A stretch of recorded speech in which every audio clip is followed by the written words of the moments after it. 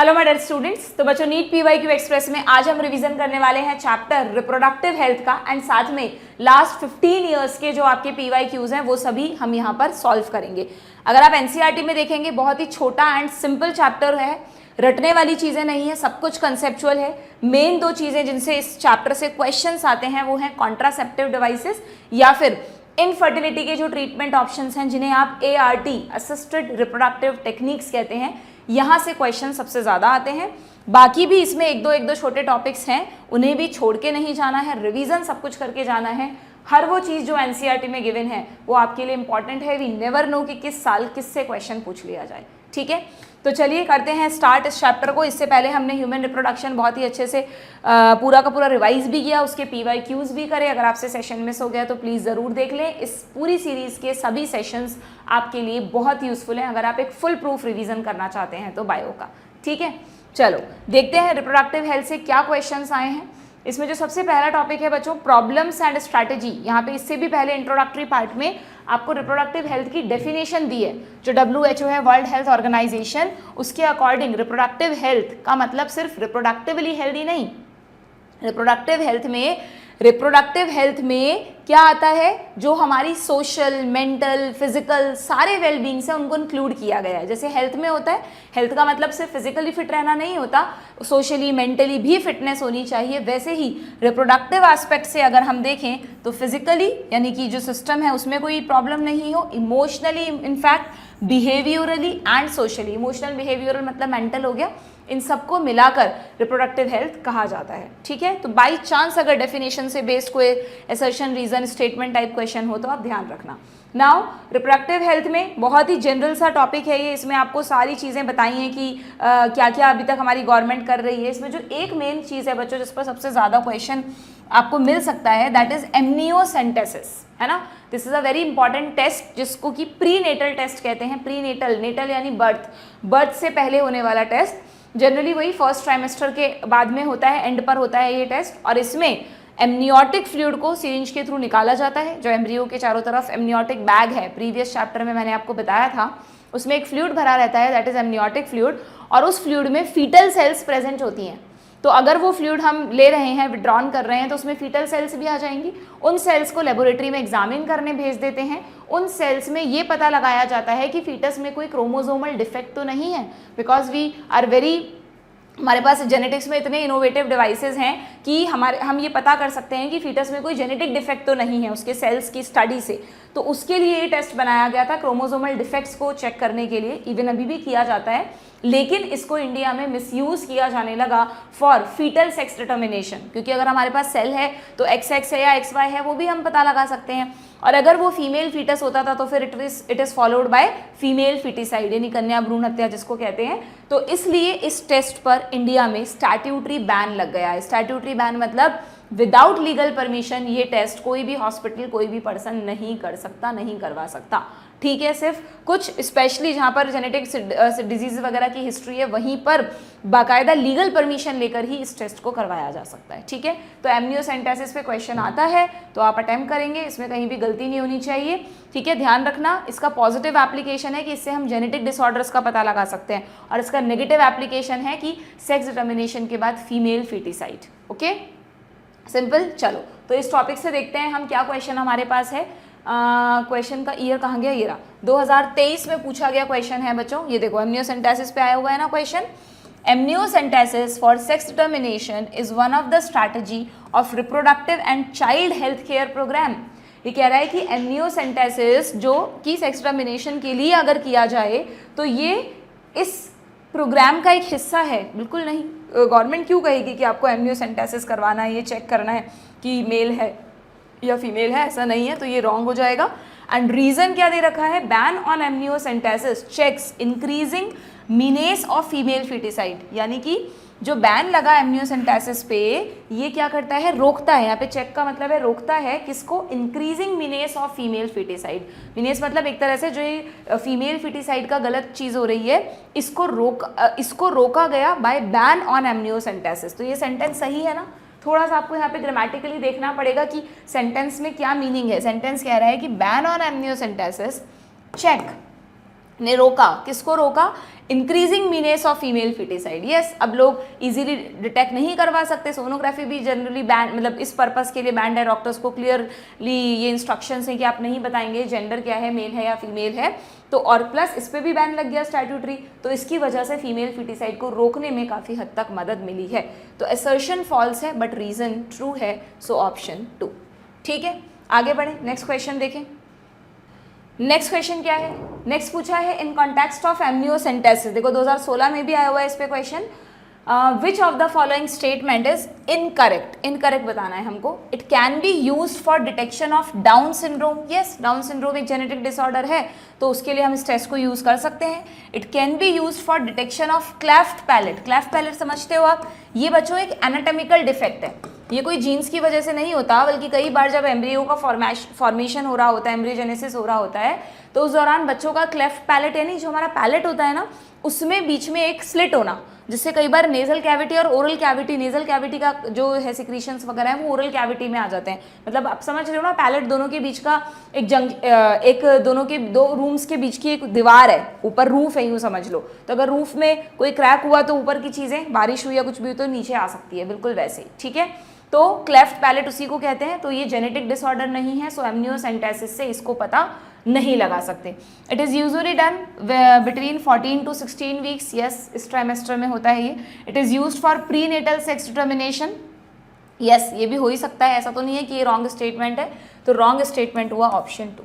It is not allowed to use but it can be use ना, ये वाली चीज़ है। ठीक है, next, which of the following can not be detected in a developing foetus by amniocentesis? 2013 में भी देखो क्वेश्चन आया हुआ है। इनमें से कौन सा डिसऑर्डर आप डिटेक्ट नहीं कर सकते? डाउन सिंड्रोम कर सकते हो, जॉन्डिस इन्फेक्शन है, क्लाइनफेल्टर कर सकते हो, सेक्स ऑफ द फीटस कर सकते हो, सो ऑप्शन 2। आगे बढ़ें, नेक्स्ट क्वेश्चन है the permissible use of the technique amniocentesis. 2010 में भी क्वेश्चन आया है, इज फॉर। परमिसिबल यूज क्या है इस टेस्ट का? Detecting sex of the unborn foetus, artificial insemination, transfer of embryo into the uterus, इसके लिए तो होता ही नहीं है ये, detecting any genetic abnormality. Yes, option 4। ठीक है, next, population stabilization and birth control, यानी अब आ गए हैं हम हमारे मेन टॉपिक पर, that is contraceptives. Okay, contraceptives बहुत अच्छे से पढ़ रखा है हमने NCERT line to line series में, एंड उसके बाद हमने क्वेश्चन प्रैक्टिस भी कर रखी है इसकी अलग से एक और सीरीज जो है। नाउ अब यहाँ पर आपको एक तो कुछ डेटा दिया है, इस डेटा को मैं दोबारा रिवाइज नहीं करा रही, अगर कोई क्वेश्चन आएगा तो वहाँ पर हम इसको देख लेंगे। क्वेश्चंस नहीं आते जनरली इससे, ठीक है, इसमें बस एक ही ये मेन चीज़ है, बाई चांस मुझे लगता है अगर तुमसे पूछ लें तो ये एक नया जो है वो देख लेना आपकी मई 2011 में जो हमारी पॉपुलेशन है वो 1.2 बिलियन क्रॉस कर चुकी है, और जो रेट है इसका 2011 का उसके according it is less than 2% could increase rapidly. ठीक है, क्लियर? क्या लिखा है? According to the population growth rate was less than 2%। हाँ ठीक है, ओके। नाउ अब कॉन्ट्रासेप्टिव्स पर आ जाते हैं बच्चों। कॉन्ट्रासेप्टिव्स में पहले यहाँ पर आइडियल कॉन्ट्रासेप्टिव्स के आपको कैरेक्टरिस्टिक्स दिए हैं कि कोई भी कॉन्ट्रासेप्टिव में क्या क्या फीचर्स होने चाहिए। User friendly, easily available, effective होना चाहिए, रिवर्सिबल होना चाहिए, जब कपल प्रेगनेंसी चाहें तो उसका इफेक्ट खत्म हो जाना चाहिए कॉन्ट्रासेप्टिव का, एंड नो और एटलीस्ट साइड इफेक्ट्स, या तो वैसे साइड इफेक्ट्स होने ही नहीं चाहिए बट हैं तो अनडिजायरेबल होने चाहिए, and it should not interfere with the sexual drive और सेक्शुअल एक्ट, दैट इज कॉइटस। ठीक है, सिंपल। अब आपको पता है, एक बार फटाफट से क्विक रिव्यू दे दूं इनका, फिर हम क्वेश्चंस कर लेंगे।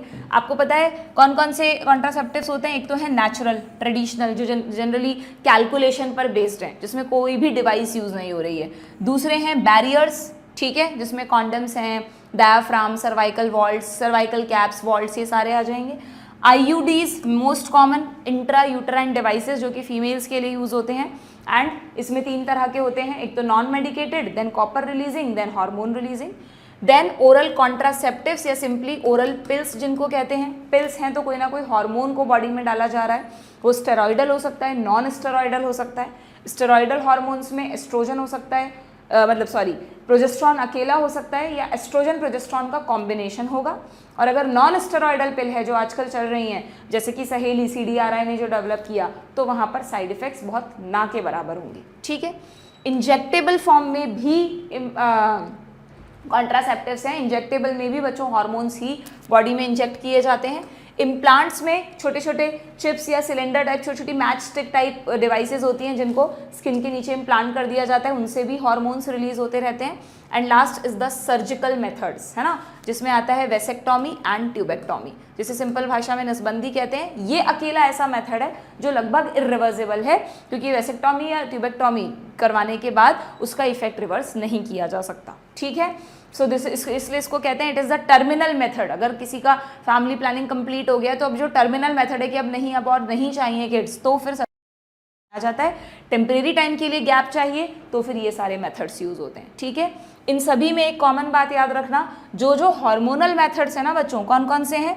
एक तो आईयूडीज में मैंने तुम्हें कहा 3 हैं, एक है नॉन मेडिकेटेड, एक है कॉपर रिलीजिंग और एक है हार्मोनल। ठीक है, तो जो हार्मोनल आईयूडीज हैं, जो हार्मोनल आईयूडीज हैं, कॉन्ट्रासेप्टिव पिल्स हैं, इंजेक्टेबल्स हैं और इम्प्लांट्स हैं, इन चारों का मोड ऑफ एक्शन सेम है।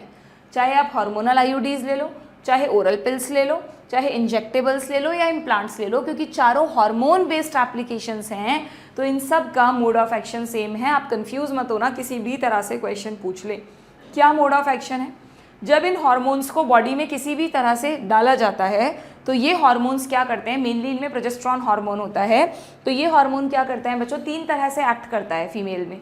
सबसे पहली बात, ये कोशिश करता है कि ओव्यूलेशन ही ना होने दिया जाए, इनहिबिट ओव्यूलेशन। मेंस्ट्रुअल साइकिल नहीं रुकेगा लेकिन ओव्यूलेशन इनहिबिट हो जाएगा, यानी ओवम जो है, जो सेकेंडरी oocyte निकल रहा है, वो फेलोपियन ट्यूब में पहुंचेगा ही नहीं। तो अगर स्पर्म्स आ भी रहे हैं तो फर्टिलाइजेशन नहीं होगा। ठीक है, so it inhibits ovulation. But ज़रूरी नहीं है कि ओव्यूलेशन इनहिबिट कर ही दे, कई बार हो सकता है मान लो ओवम बन गया, वहाँ पहुँच गया, तो फिर इसलिए एक दूसरा मेथड ये भी है कि ये जो भी इन डिवाइसेस को यूज़ कर रहा है हार्मोनल वाले को, उनमें जो सर्वाइकल म्यूकस है, सर्विक्स आपने पढ़ा है अभी प्रीवियस चैप्टर में, उसमें जो म्यूकस सिक्रीट होता है, तो सर्वाइकल म्यूकस की थिकनिंग कर देता है ये वाली जो डिवाइसेज हैं। सर्वाइकल म्यूकस की थिकनिंग से क्या होगा, आप सोचो जब स्पर्म्स एंटर करेंगे, अगर सर्विक्स पर थिक म्यूकस प्लग प्रेजेंट है तो स्पर्म्स एंटर ही नहीं कर पाएंगे। यानी आपकी बुक में लिखा है कि ये डिवाइसेस क्या करती हैं, सर्विक्स को हॉस्टाइल बना देती हैं स्पर्म्स के लिए। हॉस्टाइल यानी अनफेवरेबल, हॉस्पिटैलिटी का ऑपोजिट है हॉस्टाइल। हॉस्पिटैलिटी यानी मेहमान नवाजी, हॉस्टाइल यानी उसको दूर भगाना। ठीक है, अनफेवरेबल। क्लियर। एंड तीसरा मेथड, मान लो किसी तरह से स्पर्म्स भी पहुंच गए बाई चांस, तो एक और इन्होंने यहाँ पे इन डिवाइसेस में एक और मोड ऑफ एक्शन है, दे इनहिबिट इम्प्लांटेशन, कि बाई चांस अगर स्पर्म ओवम मिल भी गए होंगे, फर्टिलाइजेशन हो भी गया होगा, तो ये यूट्रस को इस तरह से कन्वर्ट कर देते हैं कि इम्प्लांटेशन के लिए यूट्रस अनफेवरेबल हो जाता है, इम्प्लांटेशन ही नहीं होने दिया जाता।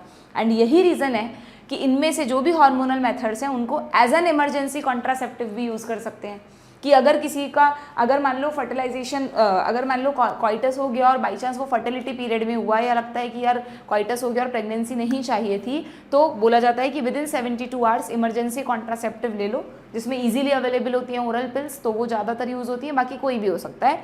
विद इन 72 आवर्स अगर इमरजेंसी कॉन्ट्रासेप्टिव ले लेगा पर्सन, तो क्या होगा, जो इम्प्लांटेशन होने वाला होगा वो नहीं होगा, क्योंकि आपको पता है फर्टिलाइजेशन के 7 दिन बाद इम्प्लांटेशन होता है, तो वो नहीं होगा। सिंपल, समझ में आ गया आपको इनके मोड ऑफ एक्शन, तो एक साथ बता दिए मैंने आपको। देन इनके भी सुन लो। नेचुरल ट्रेडिशनल मेथड्स में आपकी बुक में 3 दिए हैं। एक तो है पीरियोडिक एब्स्टिनेंस। पीरियोडिक एब्स्टिनेंस को सिंपली रिदम मेथड भी कहते हैं, जिसमें मेंस्ट्रुअल साइकिल के जो डेज हैं उनके कैलकुलेशन के बेसिस पर अवॉइड करना है। क्या अवॉइड करना है, क्वाइटस अवॉइड करना है। कब अवॉइड करना है, फर्टिलिटी पीरियड में। फर्टिलिटी पीरियड क्या होता है, नॉर्मल मेंस्ट्रुअल साइकिल में 14th डे ओव्यूलेशन होता है, तो उसके 3 दिन पहले और उसके 3 दिन बाद this is called fertility period. ठीक है, तो इस पीरियड के दौरान अगर क्वाइटस नहीं होगा, स्पर्म्स जाएंगे ही नहीं, तो फर्टिलाइजेशन नहीं होगा। दूसरा मेथड विड्रॉल मेथड, यानी क्वाइटस को इंटरप्ट करना। जो क्वाइटस एक्ट है, जो कॉपुलेशन है, उस दौरान पीनस को इजैक्यूलेशन से पहले ही विड्रॉ कर देना। उससे क्या होगा, इजैक्यूलेट ही नहीं जाएगा, इंसेमिनेशन ही नहीं होगा, तो स्पर्म्स की एंट्री ही नहीं होगी। एंड थर्ड मेथड जो मैंने प्रीवियस चैप्टर में भी समझाया था, लैक्टेशनल एमेनोरिया। लैक्टेशनल एमेनोरिया का मतलब जब एक मदर इंटेंस लैक्टेशन पीरियड में होती हैं, just after delivery next 6 month तक उनमें प्रोलैक्टिन का लेवल हाई रहता है, और वो जो हाई लेवल ऑफ प्रोलैक्टिन है बच्चों, वो हाइपोथैलेमस पे मैंने बताया था नेगेटिव इफेक्ट डालता है। यहाँ लिखा नहीं है बट मैंने तुम्हें समझाया था। और हाइपोथैलेमस पे नेगेटिव इफेक्ट डालने की वजह से एफएसएच पिट्यूटरी ग्लैंड भी इनहिबिट हो जाती है, एफएसएचएलएच भी नहीं आता, जिसकी वजह से मेंस्ट्रुअल साइकिल स्टार्ट ही नहीं होता। तो अगर साइकिल ही नहीं चल रहा ओवरी में तो ओवम कहाँ से बनेगा, तो फर्टिलाइजेशन नहीं होगा। But this method is very risky, क्योंकि कई सारे फीमेल्स में ये देखा गया है कि डिलीवरी के 1 महीने या 2 महीने बाद मेंस्ट्रुअल साइकिल स्टार्ट हो जाता है, ठीक है। सो बट ये 3 मेथड्स को ध्यान में रखते हुए भी प्रेगनेंसी को अवॉइड किया जा सकता है। डन। और बैरियर्स में तो आपको पता है what is the principle of barriers, they avoid physical meeting of ovum and sperm. इन दोनों को मिलने से रोक देते हैं, है ना। कैसे रोक देते हैं, एक तो इसमें कॉन्डम्स है, मेल कॉन्डम भी होता है, फीमेल कॉन्डम भी होता है। यहाँ पे आपके फीमेल कॉन्डम के फोटोग्राफ दे रखा है, ठीक है, मेल कॉन्डम का भी दे रखा है। देन कॉन्डम्स क्या करते हैं, लेटेक्स या रबर से बने हुए पतली शीट से बने हुए डिवाइस होते हैं, मतलब सिंपली बैरियर डिवाइसेस होते हैं। एंड इनकी वजह से क्या होगा, फ्लूइड्स की एंट्री ही नहीं होगी, है ना। फीमेल ट्रैक में अगर फ्लूइड जाएगा ही नहीं, सीमेंट जाएगा ही नहीं, तो स्पर्म्स पहुंचेंगे ही नहीं ओवम तक कभी भी। इसके अलावा ध्यान रखना, एक बहुत इंपॉर्टेंट क्वेश्चन पूछा जाता है कि जो कॉन्डम्स हैं इनकी वजह से एसटीआई, जो भी एसटीआईज हैं, सेक्सुअली ट्रांसमिटेड इन्फेक्शंस हैं, इनको पहले हम एसटीडीज, सेक्सुअली ट्रांसमिटेड डिजीजेस कहते थे, उनको भी प्रिवेंट किया जा सकता है। बिकॉज यू नो ना, जितने भी एसटीआईज हैं वो क्यों फैलते हैं, रिप्रोडक्टिव फ्लूइड्स के एक्सचेंज से। तो अगर रिप्रोडक्टिव फ्लूइड ही एक्सचेंज नहीं होगा तो ये इन्फेक्शंस स्प्रेड नहीं होंगे, स्पेशली जो एड्स है उसके स्प्रेड को रोका जा सकता है बाय यूजिंग कॉन्डम्स, ठीक है। इसमें एक इसका वो भी दे रखा है पॉपुलर ब्रांड, दैट इज निरोध, अगर बाई चांस कोई क्वेश्चन आता है तो। और बाकी कुछ ऐसे भी बैरियर्स हैं जो सिर्फ फीमेल्स में यूज़ किए जा सकते हैं। कॉन्डम तो कॉमन है मेल एंड फीमेल के लिए, जो ओनली फीमेल्स के लिए हैं वो है diaphragm, cervical cap and vault. ऐसा भी क्वेश्चन आ सकता है, ठीक है।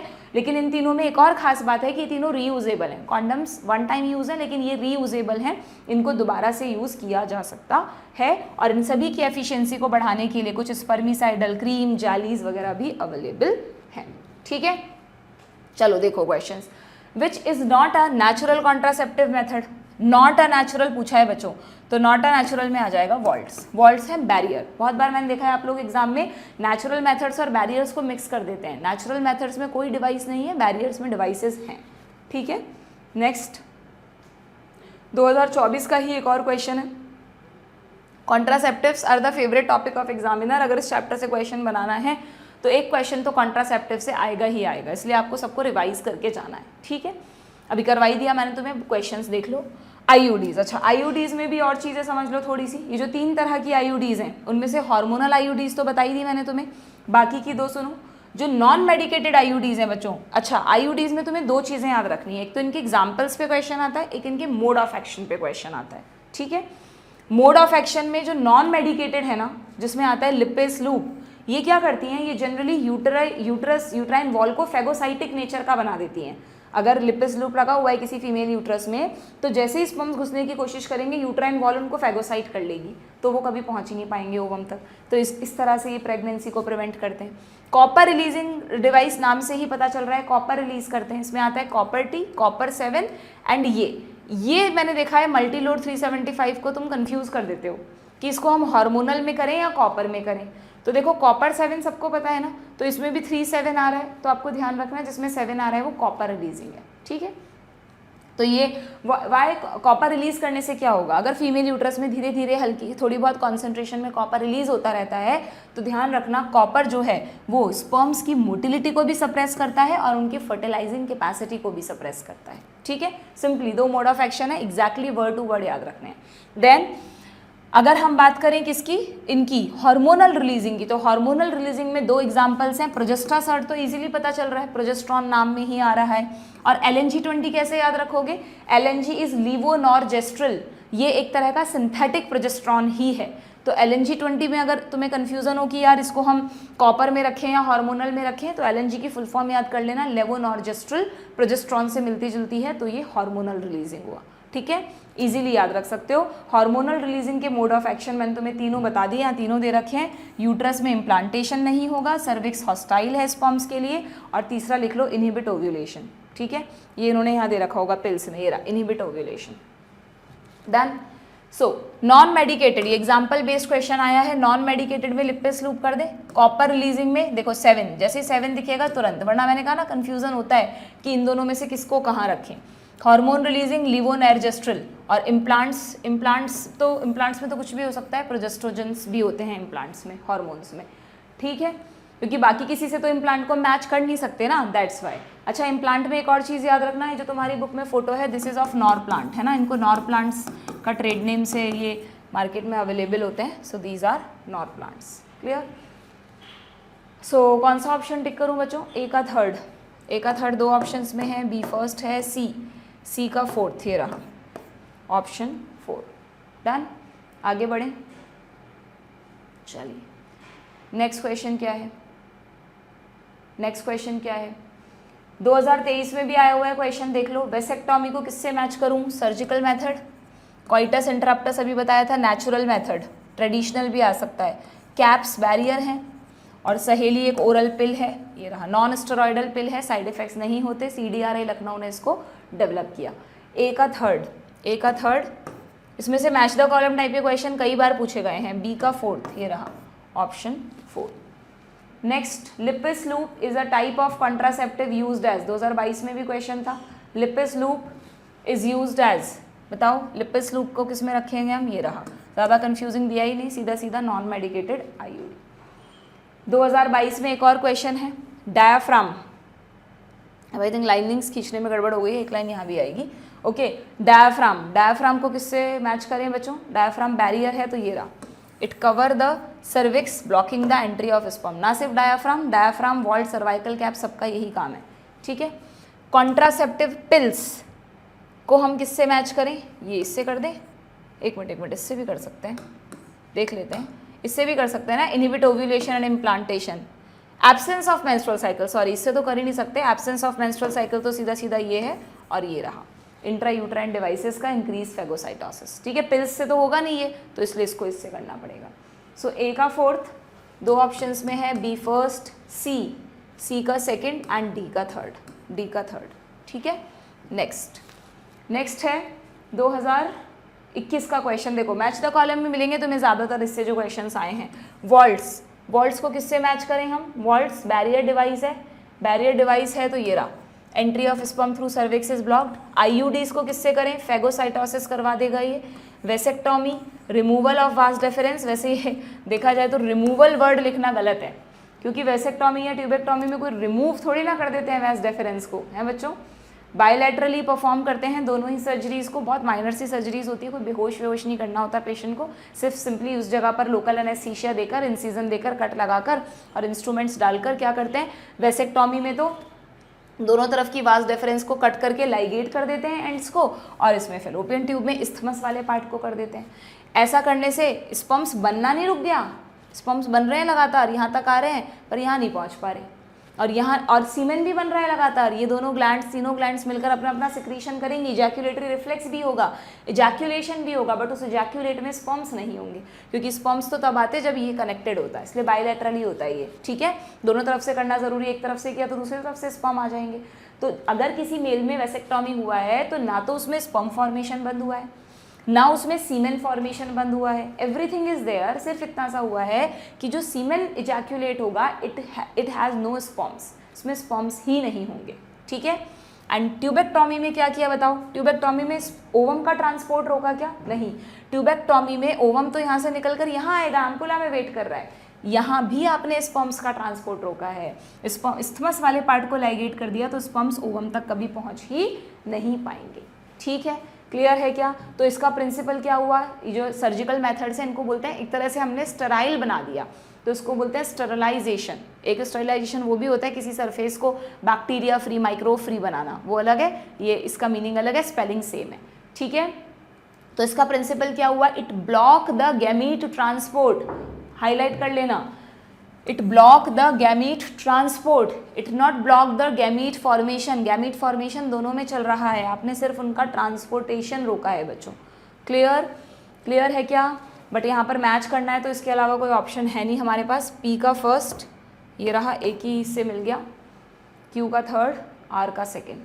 Next question, which is an example of hormone releasing IUD? बता दो। अब देखो फिर से कन्फ्यूज, मैंने कहा ना कि जैसे ये दोनों दिखता है हमें कन्फ्यूज़न हो जाता है, कॉपर में तो नहीं होता, इसमें हो जाता। तो बहुत सिंपल है, 375 में 7 दिख रहा है, कॉपर 7 आता है तो ये कॉपर रिलीजिंग है। LNG में लीवोनॉर्जेस्ट्रल सिंथेटिक प्रोजेस्टेरॉन है, सो हार्मोन रिलीजिंग में थर्ड। कभी गलती नहीं होगी तुम्हारी, ठीक है। Which involve a role of hormone, इनमें से कौन कौन से हार्मोनल कॉन्ट्रासेप्टिव्स हैं बताओ भाई। पिल्स है, इमरजेंसी कॉन्ट्रासेप्टिव है, बैरियर नहीं है। लैक्टेशनल एमेनोरिया में भी, लैक्टेशनल एमेनोरिया में डायरेक्टली हम कोई हार्मोन इंसर्ट नहीं कर रहे, बट ये मेथड है तो हार्मोन बेस्ड था, इसमें हार्मोन की वजह से मेंस्ट्रुअल साइकिल नहीं हो रहा ना, बट फिर भी मैं क्वेश्चन मार्क लगा देती हूँ। ये तो दोनों सही हैं। बैरियर्स हटा दो, इसमें कॉपर टी में कॉपर हटा दो, तो इसलिए we have to choose option 2।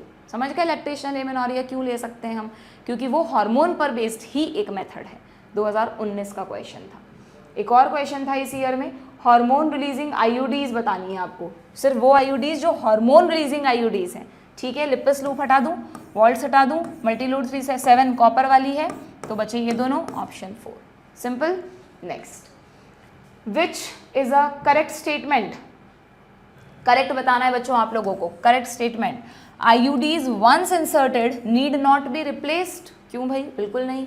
Her IUD का एक टाइम पीरियड होता है कि इतने टाइम पीरियड के लिए आईयूडी इंसर्ट की जा रही है, उसके बाद अगर कॉन्ट्रासेप्शन कंटिन्यू करना है तो आईयूडी नहीं लगानी पड़ेगी, ठीक है।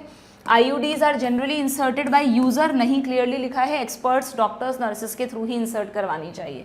IUDs increase phagocytosis of sperm in the uterus, yes, mention नहीं किया इन्होंने कि कौन सी आईयूडी, बट आईयूडी ऐसा करती हैं। एंड दे सप्रेस गैमिटोजेनेसिस, क्या नहीं, गैमिटोजेनेसिस को नहीं रोका, ओव्यूलेशन को इनहिबिट करा है बट गैमिटोजेनेसिस को नहीं रोका है, ठीक है। द कॉन्ट्रासेप्टिव सहेली, ओव्यूलेशन इनहिबिट होने का मतलब सिर्फ ये होता है कि ग्राफियन फॉलिकल वगैरह सब कुछ बन रही है बच्चों, बस उसका इस तरह का रप्चर नहीं हो पाता या ओवम बाहर नहीं निकल पाता, बाकी वो एस्ट्रोजन प्रोजेस्टेरॉन बनना, यूट्राइन वॉल का बढ़ना, मेंस्ट्रुएशन होना, एवरीथिंग इज देयर, ठीक है। द कॉन्ट्रासेप्टिव सहेली 2018 का क्वेश्चन है, क्या करती है ये, basically block oestrogen receptors in the uterus preventing eggs from getting implanted. तो हमने पढ़ा ही नहीं, दे ही नहीं रखा है एनसीईआरटी में, कोई बात नहीं, क्वेश्चन मार्क लगा दो। नेक्स्ट है, increase the concentration of oestrogen and prevent ovulation in female. अगर एस्ट्रोजन की कॉन्सेंट्रेशन बढ़ेगी तो ओव्यूलेशन क्यों रुकेगा, ये तो मुझे गलत लग रहा है स्टेटमेंट। सहेली एक आईयूडी है क्या, बिल्कुल नहीं है। एक पोस्ट कॉइटल कॉन्ट्रासेप्टिव है क्या, पोस्ट कॉइटल कॉन्ट्रासेप्टिव मतलब एक पोस्ट कॉइटल यानी कॉइटस के बाद ली जाने वाली, यानी एक इमरजेंसी कॉन्ट्रासेप्टिव है क्या। इमरजेंसी कॉन्ट्रासेप्टिव एग्जैक्टली सहेली नहीं है, पिल्स होती हैं बट वो दूसरी पिल्स होती हैं जो इमीडिएटली काम करे। सहेली तो वंस अ वीक पिल है, हर वीक में एक बार लेनी पड़ेगी तो ही ये कॉन्ट्रासेप्शन को मेंटेन कर पाएगी, तो फिर ये भी नहीं बैठ रहा, फिर तो हमारे पास बस यही ऑप्शन बचा, तो yes we have to choose option 1। तो कई बार आपको नहीं भी पता चीज़ें बट बाकी 3 ऑप्शंस पता हैं कि गलत हैं, तो आप चूज़ कर सकते हो, और इससे तुम्हें सहेली का मैकेनिज्म भी पता चल गया। सहेली में सेंट क्रोमन नाम का एक केमिकल होता है, सेंट क्रोमन, ठीक है, ये वाला होता है बच्चों, और इसका जो इफेक्ट है वो ये कैसे काम करता है, ये एक नॉन स्टेरॉइडल है। वैसे तो पिल्स में स्टेरॉइड्स होते हैं ना, ये एस्ट्रोजन प्रोजेस्टेरॉन क्या है, स्टेरॉइड्स ही तो हैं, तो उन लेबोरेटरी में बना कर देते हैं, बट उससे साइड इफेक्ट्स भी होते हैं बॉडी पर लॉन्ग टाइम तक जो पिल्स लेते हैं, तो इसलिए सहेली को डेवलप किया central drug research institute Lucknow ने। ये अलग तरह से काम करती है, ये यूट्रस पर एस्ट्रोजन रिसेप्टर्स को ब्लॉक कर देती है, जिससे कि अगर फर्टिलाइजेशन हो भी गया तो वो इम्प्लांट नहीं हो पाएगा, बट उसके लिए इसको वंस इन अ वीक की तरह यूज़ करने की ज़रूरत है। ऐसा नहीं एक बार में ले लिया और बस काम हो गया, वो ये नहीं होती, वो दूसरी पिल्स होती हैं जो इमरजेंसी कॉन्ट्रासेप्टिव में यूज़ होती हैं, ठीक है। आगे बढ़े, नेक्स्ट क्वेश्चन क्या है बच्चों, the function of copper ions in copper releasing IUD. अभी देखा हमने एनसीईआरटी में क्लियरली लिखा है, क्या करते हैं copper ions, they suppress sperm motility and as well as the fertilizing capacity of sperms. Which is hormone releasing IUD, देखो अगेन सेम क्वेश्चंस रिपीट हो रहे हैं सेम पैटर्न के। हार्मोन रिलीजिंग आईयूडी अभी बताया था मैंने आपको, LNG-20, अगेन कंफ्यूज मत होना, 7 जिसमें आ रहा है वो कॉपर है। Then which is incorrect regarding vasectomy, incorrect बताना है आपको, इनकरेक्ट बताना है, ठीक है, वेसेक्टॉमी के लिए। No sperms occur in seminal fluid, बिल्कुल सही है, सेमिनल फ्लूइड बनेगा बट उसमें स्पर्म्स नहीं होंगे।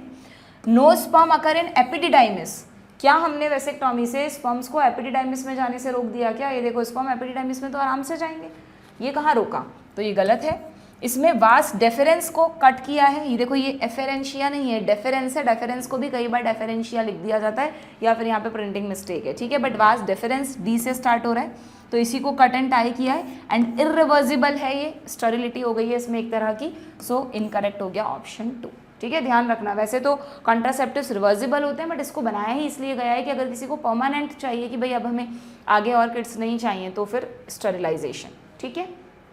Next 2014, which does not give the defined action of contraceptive, which does not, अच्छा मैच द कॉलम नहीं है, आपको बताना है कौन सा इनकरेक्ट है इसमें से, ठीक है। हार्मोनल कॉन्ट्रासेप्टिव्स के लिए कहा है they prevent the entry of sperm, prevent ovulation and prevent fertilization, सही है ये तो, है ना। एंट्री ऑफ स्पर्म को कैसे रोकते हैं, सर्वाइकल म्यूकस को थिक करके।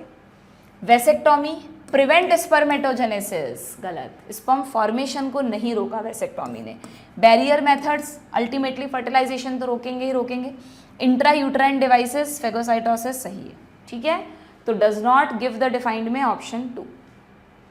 Tubectomy is a method in which small part of fallopian tube is removed and tied up, सीधा सीधा दे रखा है, कोई इसमें सोचने की जरूरत ही नहीं है, ढंग से पढ़ लेना। ट्यूबेक्टोमी में वास डिफरेंस मत कर देना, इसका मतलब ओविडक्ट या फेलोपियन ट्यूब, वेसेक्टोमी मतलब वास डिफरेंस। कभी कभी छोटी छोटी सी गलतियाँ आई हैं, सिली मिस्टेक यही कहलाती हैं बस, और कुछ नहीं है। जितना फोकस और अटेंशन अच्छा होगा तुम्हारा उतनी गलतियाँ कम करोगे। विच इज़ ये कितनी बार आया ना question, which is a hormone, मतलब हर बार एग्जामिनर के पास कुछ नहीं है तो उठा के ये क्वेश्चन तो डाल ही दो। Which is a hormone releasing IUD, LNG-20, है ना, अच्छी बात है। देखो PYQ यूज़ करने से यही होता है, अब तुम्हें ऐसे याद होता नहीं होता, आप ज़रूर याद हो गई होगी ये चीज़। Which one of the following is not a method of contraception, इनमें से कौन सा मेथड कॉन्ट्रासेप्शन का नहीं है। Condoms, pills of a combination of oxytocin and vasopressin, बिल्कुल नहीं, पिल्स तो हैं बट पिल्स में कभी भी ये वाले हार्मोन्स नहीं होते, ठीक है। What is the figure given below, अच्छा यहाँ पे आपको ये थोड़ा दिख नहीं रहा सही से, बट ये आपको ट्यूबेक्टोमी दिखाई है, ठीक है, ट्यूबेक्टोमी फीमेल रिप्रोडक्टिव ट्रैक्ट का डायग्राम है, यहाँ से कट एंड टाई किया हुआ है, so that is tubectomy. Which is the most widely accepted method of contraception in India at present, clearly ये लाइन NCERT में लिखी है कॉन्ट्रासेप्टिव्स में बच्चों, ये देखो, it is one of most widely accepted method of contraception in India, मिल गया, ठीक है। सो IUDs ध्यान रखिएगा। नेक्स्ट क्या है, क्योंकि IUDs ना एक बार करवाने के बाद लॉन्ग टाइम तक होती हैं, जनरली 3 इयर्स की होती हैं, अलग अलग ड्यूरेशन के लिए आती हैं, तो ये होता है कि भाई ठीक है पिल्स तो बार बार लेनी पड़ेंगी, जो बैरियर डिवाइस हैं वो भी हर बार यूज़ करने पड़ेंगे, तो फिर IUDs लगवाने से जिनको लॉन्ग टाइम तक प्रेगनेंसी नहीं चाहिए उनके लिए अलग अलग टाइम लाइन के अकॉर्डिंग अवेलेबल हैं, that's why they are most commonly used in India, ठीक है। Next, copper ions release from copper releasing IUDs, क्या करते हैं कॉपर आयंस, अभी पढ़ा था हमने, सप्रेस स्पर्म मोटिलिटी। जब मैं इसको टिक कर रही होती हूँ ना तो मैं बाकी ऑप्शन भी पढ़ रही होती हूँ, ज़रूरी नहीं है यहाँ पे तुम्हारे सामने नहीं पढ़ा मैंने तो मैंने पढ़ा ही नहीं, इसलिए हमेशा मेक इट अ हैबिट कि आप चारों ऑप्शंस को एक निगाह से तो निकालोगे, तभी आपको कभी भी गलती होगी तो वो रुक जाएगी, गलती होते होते आपको सही ऑप्शन मिल जाएगा, ठीक है। लो भाई, कॉन्ट्रासेप्टिव के क्वेश्चंस हो गए, पूरा रिवाइज हो गया हमारा, आगे बढ़ते हैं। नेक्स्ट क्या टॉपिक है, नेक्स्ट टॉपिक है, यहाँ पर एक जस्ट पैराग्राफ में बताया है कि कोई भी कॉन्ट्रासेप्टिव यूज़ करने से पहले डॉक्टर से कंसल्ट कर लेना चाहिए, ये सब चीज़ें दे रखी हैं, इस पर मुझे नहीं लगता कोई क्वेश्चन बनेगा। हाँ ये एक देखना, अच्छा अभी MTP पे आ रहे हैं, उससे रिलेटेड है तभी बताऊँगी। अब MTP की अगर बात करें, simply medical termination of pregnancy, जिसको इंड्यूस्ड अबॉर्शन कहा जाता है। अगर अपने आप हो जाए कभी गलती से, उसको तो कहते हैं मिसकैरेज, बट अगर इंड्यूस्ड अबॉर्शन है दैट इज़ MTP या इंड्यूस्ड अबॉर्शन, ठीक है। इसके लिए पहले इंडिया में कोई लॉ वगैरह नहीं थे, बट 1971 में इसको लीगलाइज कर दिया गया कि ऐसे नहीं कि कोई भी अपनी मर्जी से जब इच्छा है गया डॉक्टर के पास और MTP करवा दिया। कुछ रूल्स रेगुलेशंस बनाए गए हैं, तो अगर कोई डॉक्टर उस तरह से प्रैक्टिस नहीं करता है, इलीगल कुछ गलत कर रहा है, किसी को भी MTP करवा रहा है, तो फिर उन पर बैन भी लगाया जा सकता है, ठीक है। तो एक तो ईयर ध्यान रखना, क्या स्ट्रिक्ट कंडीशंस हैं इससे रिलेटेड वो तुम्हें पता होनी चाहिए। क्यों करा गया पता है, वही फीमेल फिटिसाइडल केसेस बढ़ रहे थे इंडिया में, ज़्यादातर लोग इसीलिए MTP करवाते थे कि भाई हमें तो फीमेल नहीं चाहिए, फीमेल चाइल्ड नहीं चाहिए, तो इसलिए इस पर बैन लगाना पड़ा। हालांकि अभी भी बहुत आए दिन न्यूज़पेपर्स में पढ़ती हूँ मैं, आता रहता है कि इस जगह पर ऐसे सेंटर्स पकड़े गए जहाँ पे फीमेल फिटिसाइड्स हो रहे थे, बहुत सारे आते हैं, उन पे कितना स्ट्रिक्ट एक्शन होता है तो हमारी सरकार ही जाने, लेती होगी वैसे जहाँ तक मुझे लगता है, ठीक है। सो क्या है एमटीपी के रूल्स क्या हैं बच्चों, कि कब एमटीपी अलाउड है, 3 कंडीशंस दी हैं। To get rid of unwanted pregnancy, what is the definition of unwanted pregnancy, if it is due to unprotected intercourse, unprotected coitus का मतलब कोई कॉन्ट्रासेप्टिव यूज नहीं किया था, या यूज तो किया था बट उसका फेलियर हो गया, ठीक है, यूज ड्यूरिंग क्वाइटस। तो ये इसका भी क्या है कि अगर 3 मंथ्स के पहले पहले कोई करवा रहा है, क्योंकि 3 मंथ्स के बाद ही पता चलता है कि मेल है या फीमेल है, तुम्हें पता है फर्स्ट ट्राइमेस्टर के एंड पर जेनाइटल ऑर्गन्स बनते हैं, और जो भी टेस्ट हैं, सोनोग्राफीज हैं, एमनियोसेंटेसिस है, लीगल परमिशन से भी अगर कोई करवा रहा है, वैसे पेरेंट्स को नहीं बताया जाता, बट फिर भी अगर जेंडर डिटर्मिनेशन का कोई तरीका है तो वो फर्स्ट ट्राइमेस्टर के बाद ही होगा, है ना। तो अगर इस वजह से अनवांटेड प्रेगनेंसी है तो जनरली फर्स्ट ट्राइमेस्टर से पहले पहले ही एमटीपी करवा देगा वो कपल जो है, तो इसका मतलब इसमें एमटीपी अलाउड है, इसमें कोई रेस्ट्रिक्शंस नहीं है गवर्नमेंट की तरफ से, ठीक है। दूसरा, रेप केसेस में अलाउड है। तीसरा, अगर प्रेगनेंसी की वजह से मदर या फीटस या दोनों को कोई health problem, major health issue है, हो सकता है फेटल हो, उसकी वजह से आगे जाकर किसी की डेथ हो जाए, तो भी MTP is allowed. Simple, okay. हाँ, अब सुनना, अब इसमें लिखा है कि एमटीपी इज रिलेटिवली सेफ, क्योंकि फर्स्ट ट्राइमेस्टर में बहुत ज़्यादा प्लेसेंटा की भी थिकनेस इतनी नहीं बढ़ी है, तो बहुत ज़्यादा ब्लड लॉस भी नहीं होगा मदर के, so it is safe. But पहले तो ये था कि फर्स्ट ट्राइमेस्टर में ही एमटीपी अलाउड था, अब सेकेंड ट्राइमेस्टर में भी अलाउड कर दिया गया है विद सम एडिशनल कंडीशंस। क्या एडिशनल कंडीशंस हैं वो आपको यहाँ दे रखी है कि जब फर्स्ट ट्राइमेस्टर में होता था तब तो एक ही मेडिकल प्रैक्टिशनर, एक ही डॉक्टर की परमिशन से हो जाता था, बट सेकेंड ट्राइमेस्टर में ऑथेंटिसिटी रखने के लिए ये कंडीशन लगा दी गई है कि एक तो कब करते हैं सेकेंड ट्राइमेस्टर वाली अलाउड, सिर्फ इस केस में जब वो हेल्थ प्रॉब्लम है, क्योंकि अगर ये था कि अनडिजायर अभी प्रेगनेंसी नहीं चाहिए तो फर्स्ट में ही करा देते, सेकेंड ट्राइमेस्टर का क्यों वेट किया, है ना। तो सेकेंड ट्राइमेस्टर में सिर्फ तब अलाउड है इसमें, और आजकल कई आर्टिकल्स में आता है रेप केसेस में भी कई बार बाद में पता चलता है, तो वो अलाउ कर देती है गवर्नमेंट परमिशन से, जो हमारी वो है न्यायपालिका है, ठीक है। एंड दूसरा, there is a risk that of the child were born it would suffer from physical और mental abnormalities या seriously handicapped, क्योंकि कई बार इनके बारे में सेकेंड ट्राइमेस्टर में पता चलता है, ठीक है। तो ये 2 कंडीशंस में अलाउड है, and with the permission of 2 medical practitioners, यहाँ पे लिखा है, पढ़ लेना आप, with the permission of 2 medical practitioner. और ये एक्ट कब अमेंड किया गया, 2017 में। तो क्वेश्चन आ सकता है, तो आप ध्यान रखना। देखें क्या क्वेश्चन आए हैं। One of the legal method of birth control is, birth control का इनमें से कौन सा लीगल मेथड है, 2013 का क्वेश्चन है बच्चों। By having coitus, by a premature ejaculation during coitus, no. Abortion by taking an appropriate medicine, या by abstaining from coitus from day 10 to 17। अब देखो यहाँ पर क्या दे रखा है, ये कह रहा है one of the legal method of birth control, birth control का लीगल मेथड बोल रहा है ना, ये क्या कह रहा है बच्चों, ये तो एमटीपी है और ये कॉन्ट्रासेप्टिव है। आगे ना पुराने क्वेश्चन वही डाल दी उलझी हुई लैंग्वेज। तो इसमें तो आपको बताया क्वाइटस एंड उसके बारे में, sorry withdrawal method, rhythm method, periodic abstinence के बारे में, है ना। और इसमें कहा है abortion by taking an appropriate medicine. अब इन दोनों में से legal method of birth control क्या है, बर्थ कंट्रोल देखो एमटीपी में एक लाइन तो है बच्चों, एमटीपी में एक लाइन है, शायद एमटीपी में ही है कि कॉन्ट्रासेप्टिव्स में है कि it is a legal method.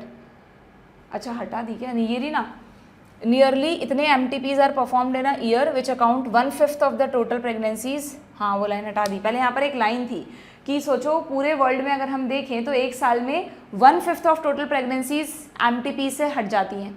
एमटीपीज allowed है इसलिए कम हो जाते हैं, वरना इतनी दुनिया में और लोग होते। तो इसलिए इसमें एक लाइन लिखी हुई थी कि देखा जाए तो it is a method of birth control, कि एक तरह से एमटीपी से भी हम बर्थ कंट्रोल को कर पा रहे हैं। बट वो लाइन अब हटा दी क्योंकि this is not a legal method, कि हाँ मतलब दिस इज़ नॉट अ क्या बोलते हैं उसको, जिसको आप ethical, this is not a ethical method कि हाँ एमटीपी करवा के आप कह रहे हो कि हमने बर्थ कंट्रोल कर लिया। अगर बर्थ कंट्रोल करना था तो फिर कॉन्ट्रासेप्टिव ही यूज़ कर लेते, ठीक है। तो इसलिए जहाँ तक मुझे लगता है one of the legal method of birth control के लिए we have to go with option 3, ठीक है। आगे बढ़ें, नेक्स्ट क्वेश्चन। मतलब आप समझ गए ना इस क्वेश्चन में मैंने थर्ड ऑप्शन क्यों चूज किया, मतलब फोर्थ ऑप्शन में तो क्या ही लीगल और क्या ही इलीगल, तो कपिल की अपनी इच्छा है, तो रिदम मेथड है, नॉर्मल एक ट्रेडिशनल मेथड है ना, तो इसमें कुछ लीगलाइजेशन जैसा है नहीं, तो लीगल जैसा अगर कुछ है तो वो इस थर्ड ऑप्शन में ही है, that's why we opt option 3।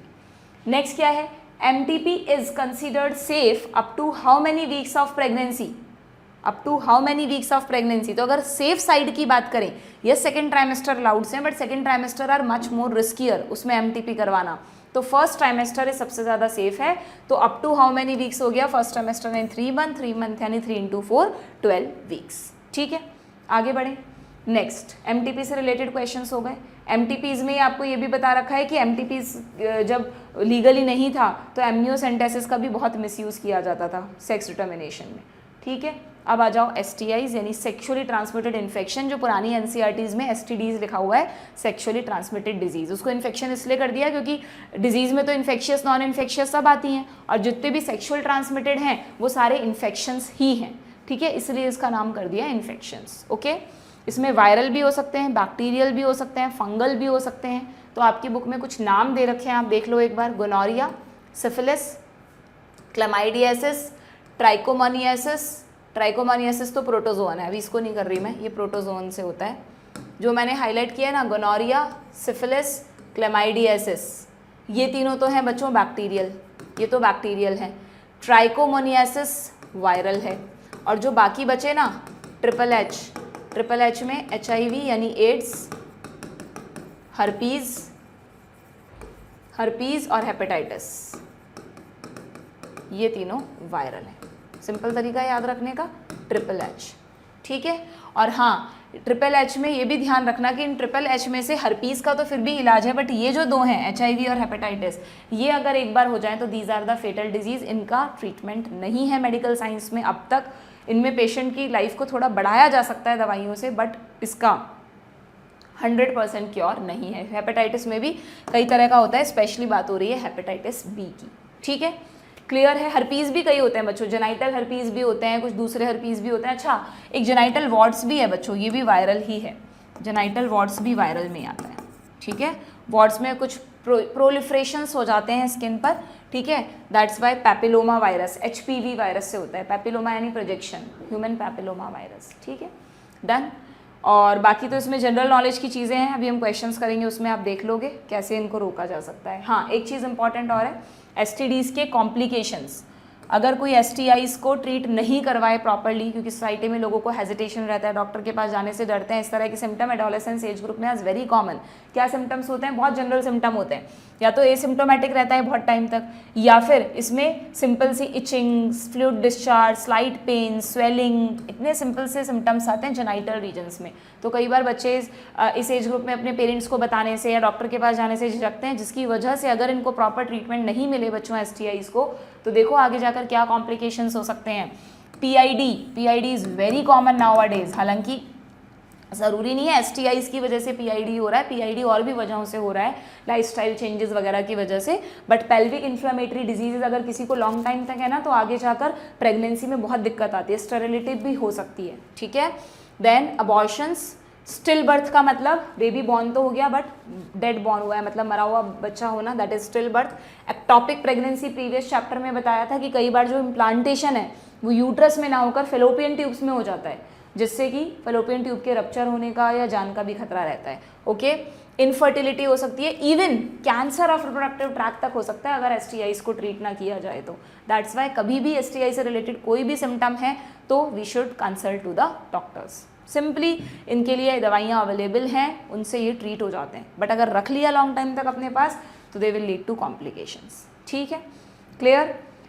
सो देखें क्या क्वेश्चंस आए हैं, 2023 में पूछा गया है, विच STD is completely curable and detected early and treated properly. तो इनक्यूरेबल में मैंने तुमको बताया ट्रिपल H, हेपेटाइटिस, हर्पीज और HIV, तो क्यूरेबल में हो गया गोनोरिया, ठीक है। वेनरल डिजीज ध्यान रखना, STDs को ही वेनरल डिजीज भी कहते हैं, लिखा होगा NCERT में, नहीं लिखा है तो तुम लिख लो, लिखा था वैसे तो, हाँ ये ना वेनरल डिजीजेस, वेनरल इन्फेक्शंस, ठीक है। Venereal diseases can spread through, ये जो STIs हैं वो कैसे स्प्रेड होते हैं? स्टेराइल निडल्स, क्यों भाई, अगर निडल्स को स्टेराइल कर लेंगे तब तो होगा ही नहीं ना, तो ये तो गलत है। Transfusion of blood from infected person, yes, not all STIs बच्चों, बट अगर हम STIs में HIV और हेपेटाइटिस की बात करें, HIV और हेपेटाइटिस की बात करें ना, तो ये दो बहुत स्पेशल टाइप के STI हैं। क्यों पता है?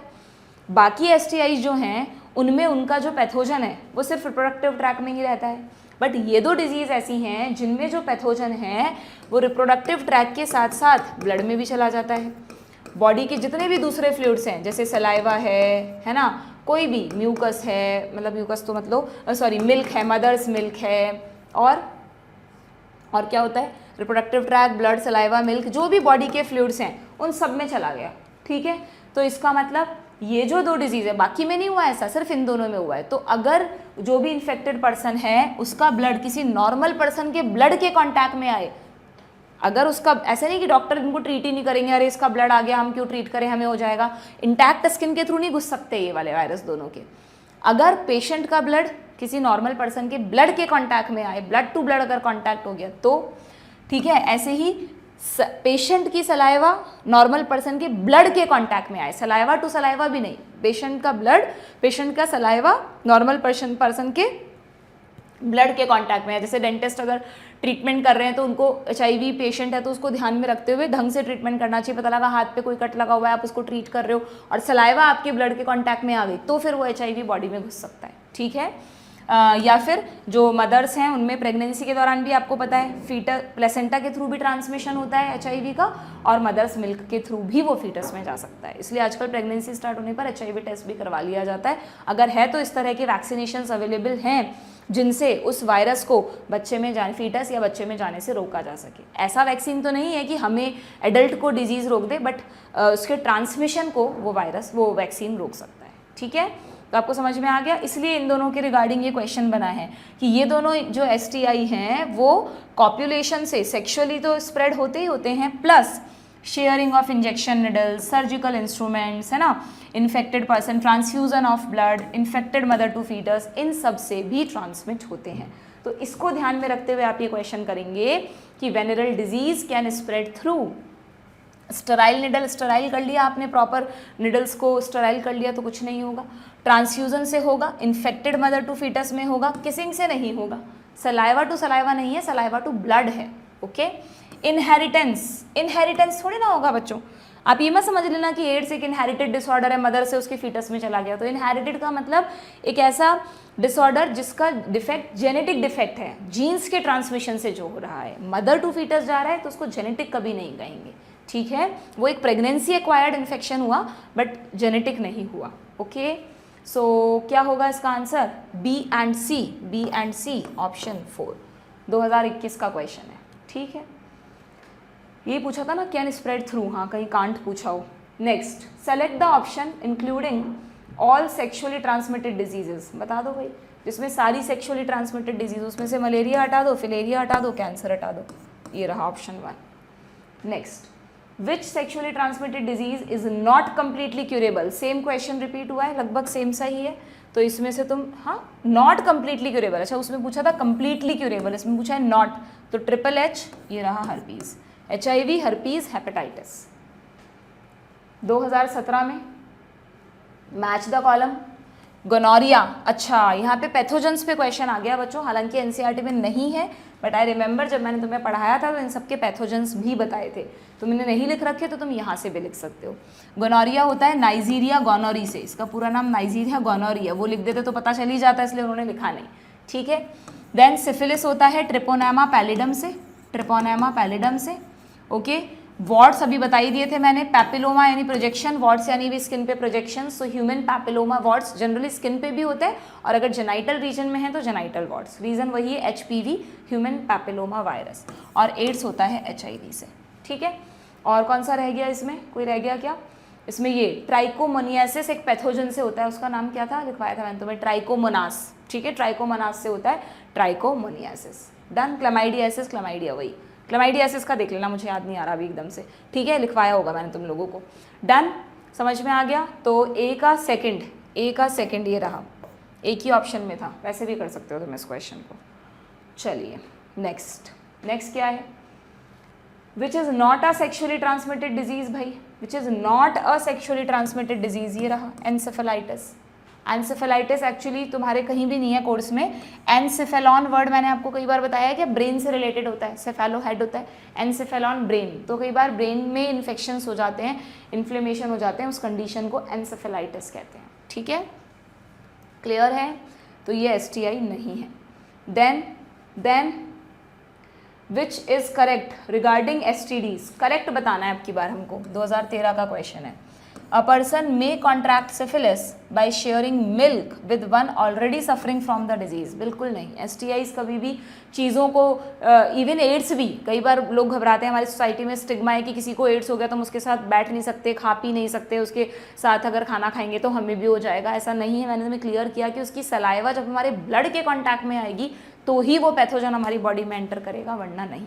ठीक है, इसीलिए एड्स के पेशेंट अपनी बीमारी छुपाने लग गए थे सोसाइटी में। अभी भी बहुत सारी जगह ऐसा बताते ही नहीं, क्योंकि अगर वो ऐसा करेंगे उन्हें डर लगता है कि हमारी सोसाइटी, हमारे घर वाले ही हमें घर से निकाल देंगे। बट कुछ प्रिकॉशंस के साथ एड्स का पेशेंट अपनी नॉर्मल लाइफ लीड कर सकता है। बस हमें जस्ट ध्यान रखना है कि किन चीज़ों को हमें ध्यान रखना है। ठीक है, पर्सन में कॉन्ट्रैक्ट सिफिलिस गलत है, क्या बताना है हमको? करेक्ट। हीमोफीलिया, कहाँ से STD आ गया? हीमोफीलिया तो जेनेटिक डिसऑर्डर्स में पढ़ते हैं ना हम। हीमोफीलिया क्या है, याद है? जो क्लॉटिंग डिसऑर्डर है, जिसमें क्लॉटिंग फैक्टर 8 की डेफिशिएंसी से जो होता है। Genital herpes and sickle cell anaemia, sickle cell anaemia STD नहीं है।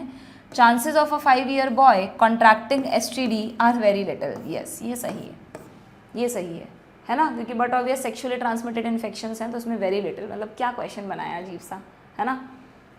Sharing milk with one already suffering from the disease, नहीं। चलिए अब आ जाते हैं हम इसके लास्ट टॉपिक पर, दैट इज़ इनफर्टिलिटी। इनफर्टिलिटी है ना, इनफर्टिलिटी पे पहले डेफिनेशन दे रखी है कि जनरली इनफर्टिलिटी तब मानी जाती है जब 2 ईयर्स तक, यहाँ पर लिखा हुआ है, जब 2 ईयर्स तक कोहैबिटेशन से भी a large number of couple, कहाँ के बच्चों, they are unable to produce children in spite of unprotected sexual intercourse. Unprotected sexual intercourse कहाँ गया? इसमें लिख रहा था ना फॉर 2 ईयर्स, कहाँ गया? इसमें लिखा हुआ है क्या ये पार्ट? हाँ, यहाँ लिखा हुआ है इवन आफ्टर, पहले तो यहीं लिखा हुआ था जहाँ तक मुझे ध्यान है, चलो कोई नहीं, even after 2 years of unprotected sexual cohabitation. इसलिए बोलते हैं कि चैप्टर्स में समरी भी एक बार पढ़ लेनी चाहिए। कई बार क्या होता है, कोई पॉइंट समरी में लिखा हुआ है, हमें लगेगा NCERT में है ही नहीं, ओके, वहाँ लिख लेना तुम ऊपर। वैसे मैं जनरली ऐसे पॉइंट्स आपको बता दिए थे मैंने पढ़ाते वक्त। सो 2 ईयर्स हो गया। देन दूसरा, what are the causes of infertility बच्चों? बहुत सारे कॉजेज हैं।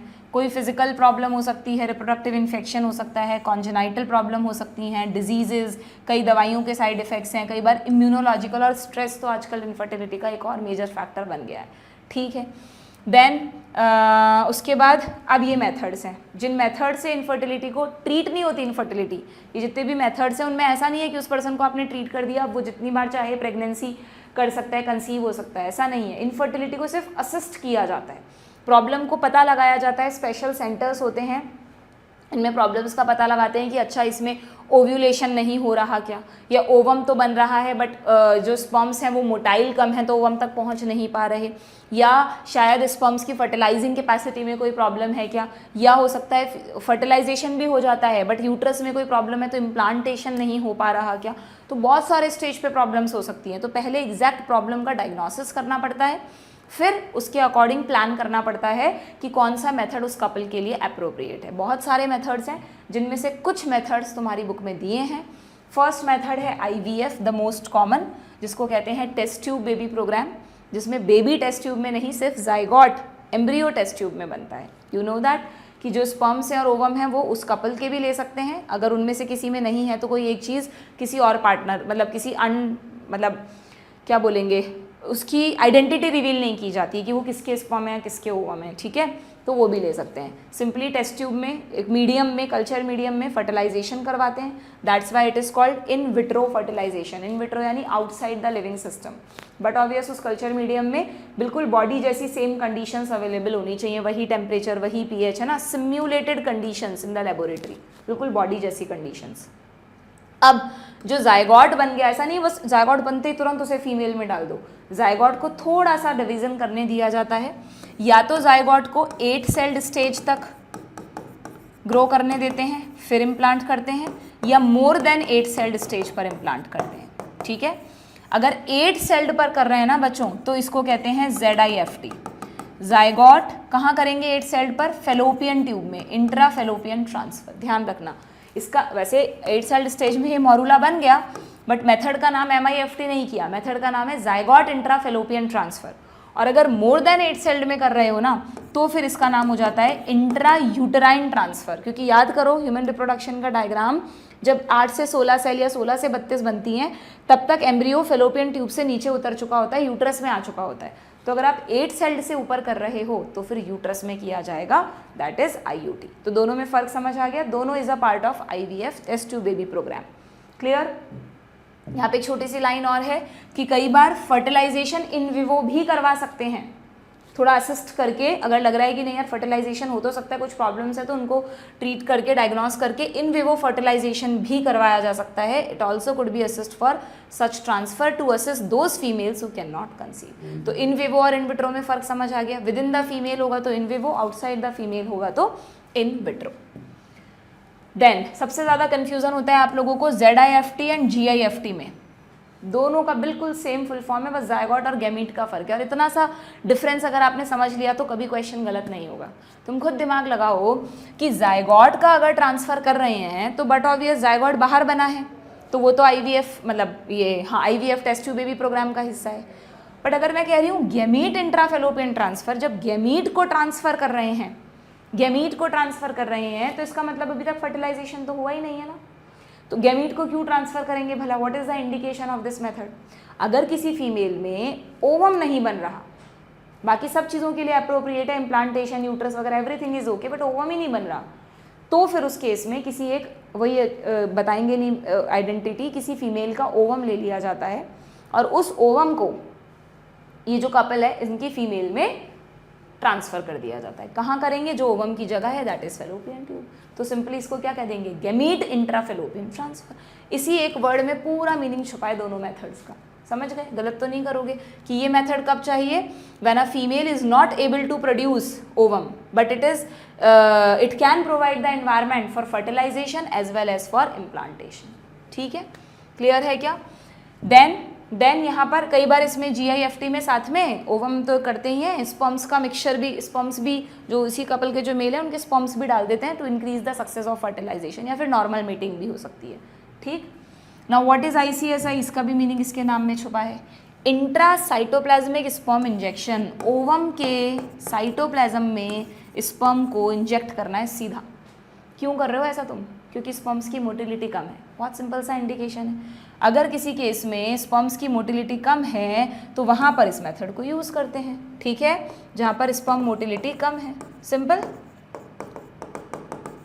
एंड अगर किसी में स्पर्म काउंट कम है, अगर किसी में स्पर्म काउंट कम है तो फिर वहाँ पे क्या करते हैं बच्चों? वहाँ पे स्पर्म का नंबर कम है ना, मोटिलिटी तो ठीक है, पहुँच तो अपने आप जाएंगे, बट नंबर कम है तो उसमें क्या करते हैं? उस केस में आर्टिफिशियल इंसेमिनेशन कर देते हैं कि जो वो जो कपल है उसमें जो मेल है उसके स्पर्म्स को कलेक्ट करते हैं, सीमेन को कलेक्ट करते हैं और फीमेल में उसको इंजेक्ट कर देते हैं। ठीक है, क्या कहाँ इंजेक्ट कर देते हैं? या तो विजाइना में इंजेक्ट करते हैं, तब तो उसको आर्टिफिशियल इंसेमिनेशन बोलते हैं, या फिर कई बार जैसे स्पर्म काउंट कम है तो विजाइना से यूट्रस तक पहुँचते पहुँचते स्पर्म्स और कम हो जाएंगे, तो विजाइना की जगह थोड़ा और अंदर यानी यूट्रस में सीधा उनको इंजेक्ट कर देते हैं, ईदर इनटू द विजाइना और यूट्रस। ठीक है, तो आर्टिफिशियल इंसेमिनेशन का ही पार्ट है। इस केस में IUI बोलेंगे। IUI को फिर से IUT से मिक्स मत कर देना।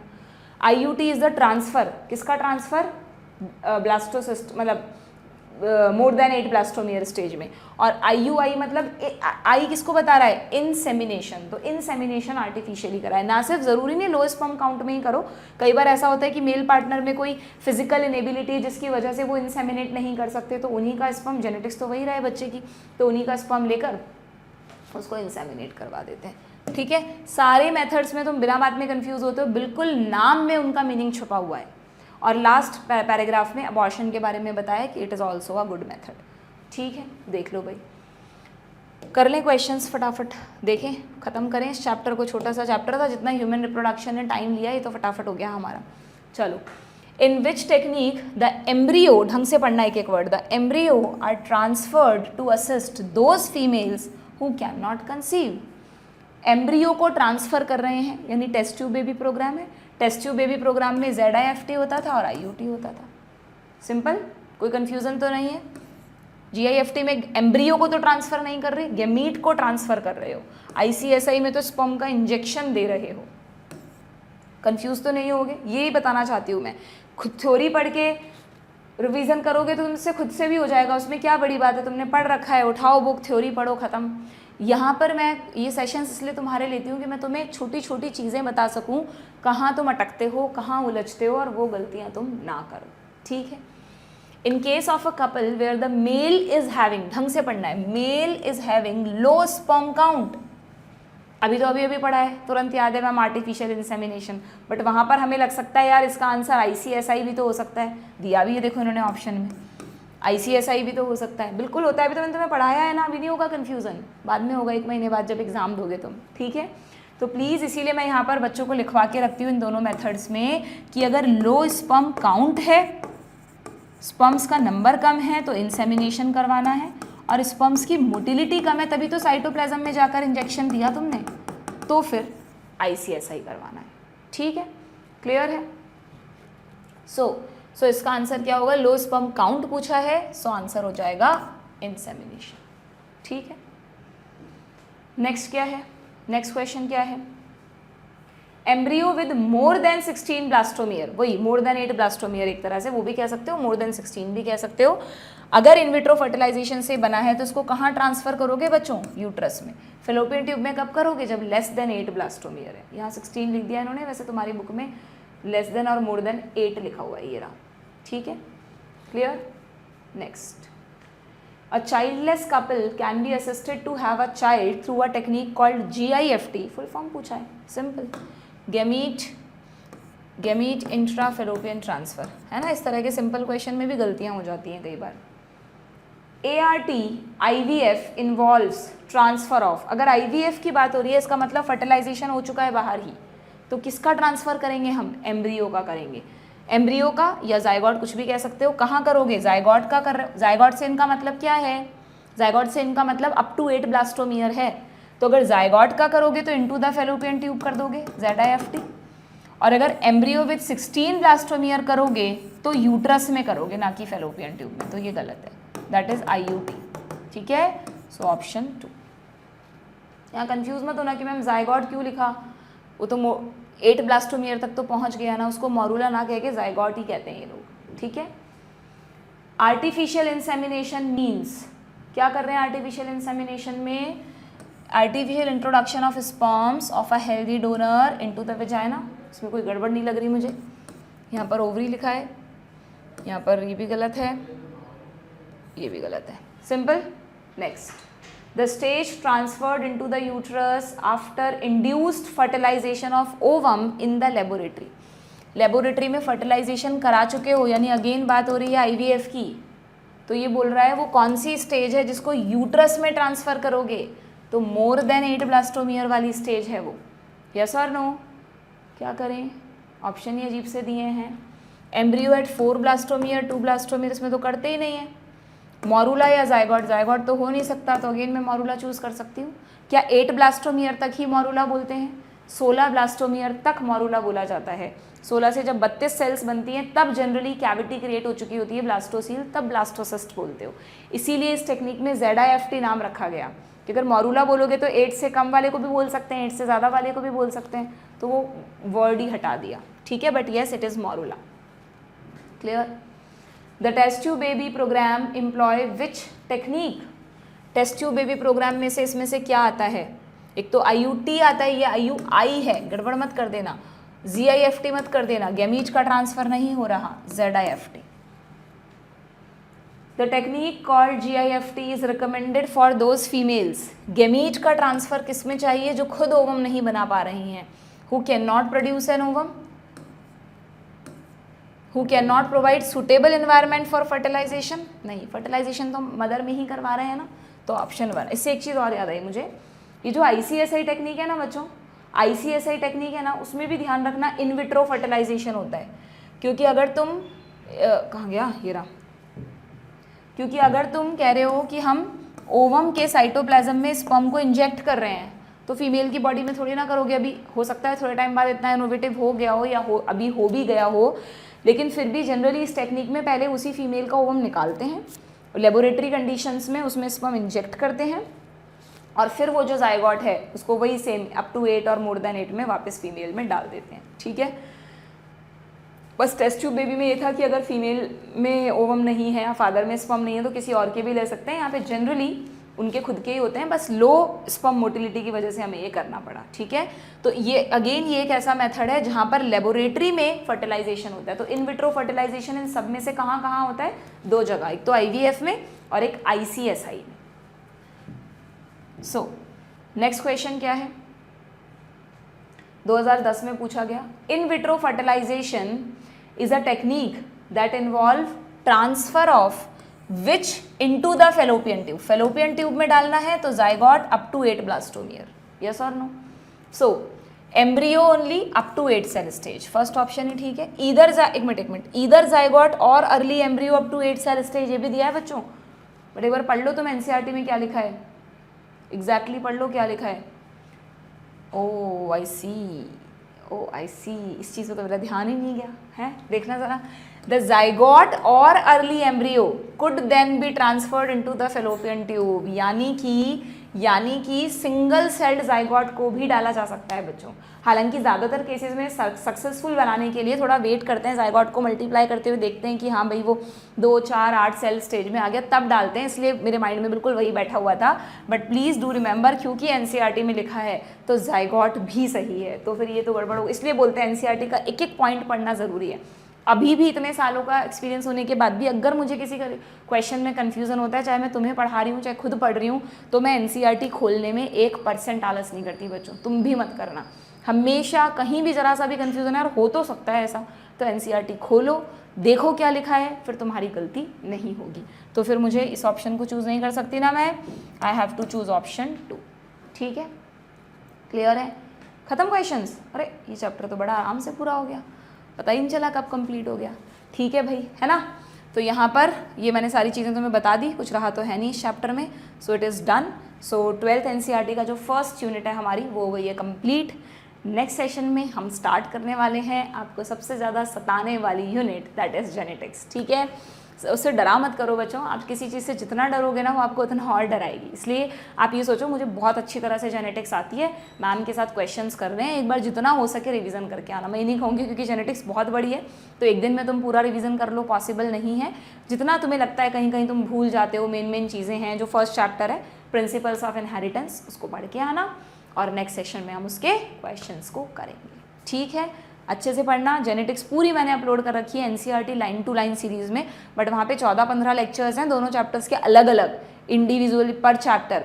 तो मैं ये तो नहीं कहूँगी अभी तो नीट का एग्जाम तुम्हारा आ ही गया, बस 15 दिन है तुम जेनेटिक्स पढ़ने बैठ गए, है ना? अभी तो तुम उतना ही पढ़ना जितना मैं PYQs में पढ़ा रही हूँ। बाद में जो भी बच्चा एक नए सिरे से प्रिपरेशन करेगा वो ज़रूर प्लीज़ उस प्लेलिस्ट को कंसीडर करना, कहीं से भी तैयारी करो। अगर तुम उन लेक्चर्स को देखोगे ना, मैं एकदम पक्के से कह सकती हूँ कि तुम्हारी जेनेटिक्स स्ट्रांग हो जाएगी। ठीक है, चलो सेशन को लाइक कर देना, कमेंट्स करना मत भूलना, एंड यस जितना हो सके सेशंस को शेयर भी करना, क्योंकि बांटने से ज्ञान और विद्या हमेशा बढ़ती है। ठीक है, गुड बाय।